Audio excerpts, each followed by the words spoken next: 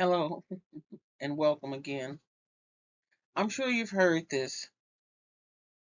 Commerce Secretary Howard Lutnick says, and I paraphrase, that you're a fraudster if you miss your normal Social Security check or payment and you call and complain about it.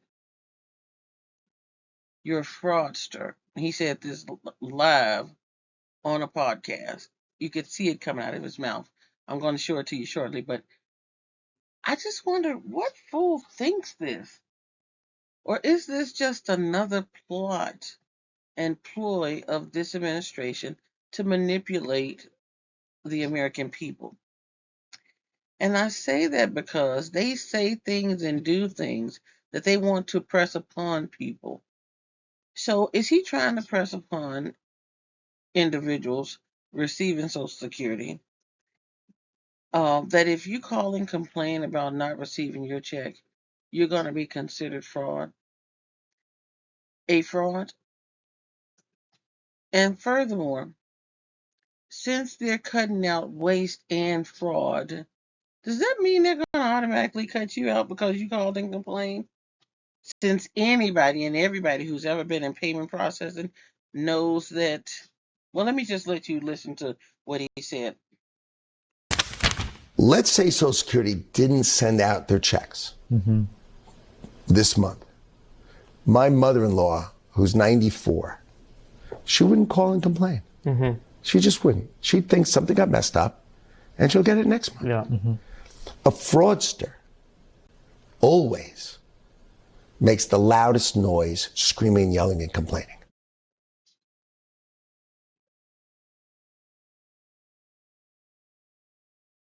Can you believe that? Meet Eleanor and Mary, two women, both living meaningful lives, yet shaped by different circumstances. Their stories remind us of the diverse struggles and joys that define the human experience. Hi, I'm Tina, and this is TLC Karmic Coaching. I just wanted to give an example about what's going on with the United States today and Social Security. So here's two lives, two paths. Let's take a look. Meet Eleanor. At 75, she enjoys the fruits of a well-planned life. Her and her husband purchased their first home at 25. She's retired, but lost her husband a few years back.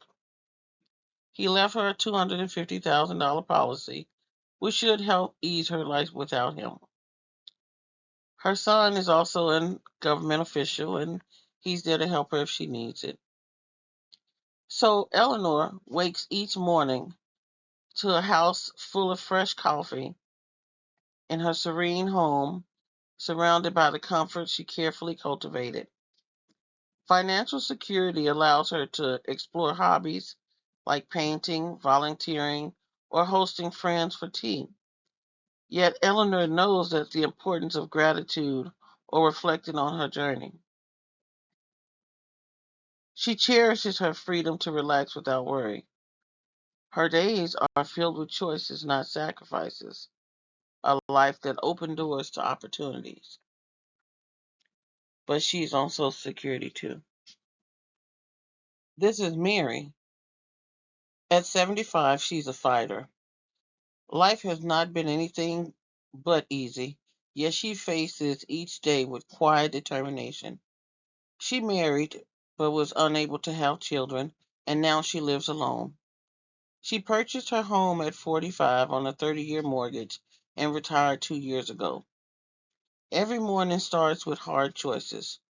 Will her grocery budget stretch to cover essentials this week? The bills pile up as reminders of how carefully each dollar is spent. Despite the hardships, Mary's resourcefulness shines. She finds joy in small victories: a borrowed library book, a neighbor's kind gesture. Her life is one of resilience, making something out of nothing, and she relies on Social Security. These are both amazing women. They've struggled, and They've worked hard to make it to where they are. And April 1st shows up, and there's no checks dispersed by Social Security, no direct deposits. What happens next? Eleanor checks her bank account. Mary finds no check in her mailbox. And they do this every day for a couple days. Now remember, both Mary and Eleanor rely on Social Security for income. But while Mary waits dependently for her monthly check to cover essential needs, Eleanor could easily manage a few months without hers, using it instead to enhance her well being. One carefully budgets every dollar, ensuring bills are paid and food is on the table. The other enjoys the flexibility to save and spend, free from financial stress. Their realities reflect how resources, or the lack thereof, shape daily life. So they come to this question: should I call Social Security or not call Social Security? The way I respond to this is, have you been paying into Social Security all your working life, and now you have a mixed payment? Which one of these actions would make you a fraud? Calling Social Security or not calling Social Security?